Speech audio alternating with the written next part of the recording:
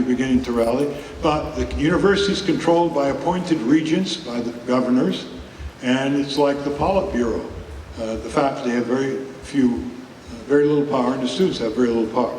But they're striving and they're learning as they go. Now, public universities all over the country now are getting cut, while stadiums are being built with tax money, and we're spending hundreds of billions of dollars in Iraq and Afghanistan, and the military-industrial complex is taking 1/2 of the federal operating budget. Remember, Eisenhower warned about the military-industrial complex. So our priorities are grotesquely inverted.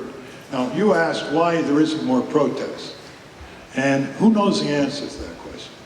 My guess is that there was a lull in the 80s and 90s, and the kind of inherited activism that operated in the 60s from one year to another was ruptured.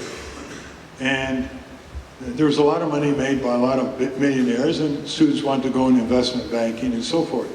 So there was a rupture of that kind of civic legacy. Number two, you probably are aware of this more than I. What happens when from age 3, you grew up looking at screens?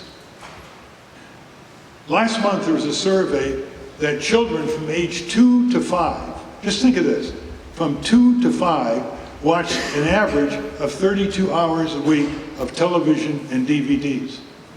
So what happens when you spend more time looking at screens, internet screens, video screens, TV, video games, all the rest, and you're in virtual reality?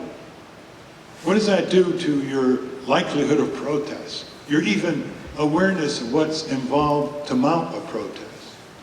And then you don't get taught civic skills and civic engagement with the community in the schools.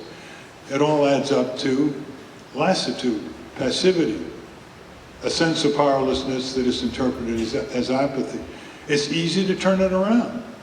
It's very easy to turn it around. In fact, the students of Berkeley are learning by the hour how to become active. They're studying how they did it in the 60s, because now they're hurting.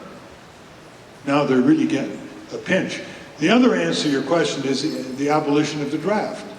You know, if you're not part of the risk, you're not part of the solution. And Nixon knew what he was doing. When he got rid of the draft, the opposition to the war went down on campuses.